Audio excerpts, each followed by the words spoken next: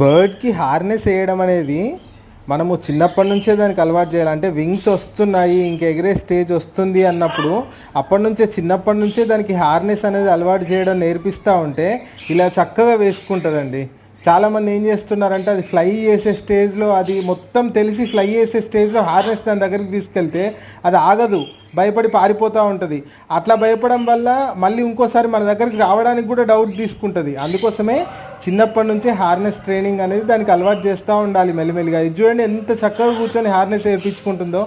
మనము ఒక బర్డ్ని ఎవరికైనా కస్టమర్కి ఇవ్వాలి అని అనుకున్నప్పుడు దానికి పర్ఫెక్ట్గా ఒక హ్యాండ్ ఫీడింగ్ ఇచ్చి టేమ్ చేయడమే కాదు, దానికి హార్నెస్ వేయడం కూడా దానికి చిన్నప్పటి నుంచే నేర్పించి ఇచ్చామనుకోండి, కస్టమర్ కూడా చాలా మంచి సాటిస్ఫాక్షన్ వస్తుంది. ఎందుకంటే తన బర్డ్ని తను బయటికి తీసుకెళ్ళాలి అనుకున్నప్పుడు, సేఫ్టీగా తీసుకెళ్ళాలి అనుకున్నప్పుడు హార్నెస్ అనేది బెస్ట్ ఆప్షన్. అది ఎంత మంచి టేమ్ బర్డ్ అయినా కూడా హార్నెస్ వేయడం వల్ల బర్డ్ మన దగ్గర నుంచి దూరంగా వెళ్ళదు. ఒకవేళ దూరంగా వెళ్ళినా కూడా రీకాల్ చేస్తే వస్తుంది అనే నమ్మకం లేదు. ఎందుకంటే బయట గద్దలు, కాకులు అనేది దాన్ని దూరంగా తరిమేస్తూ ఉంటాయి.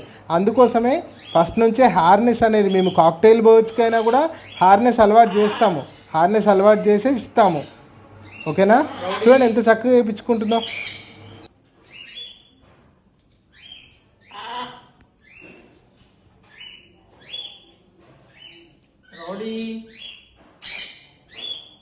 రౌడీ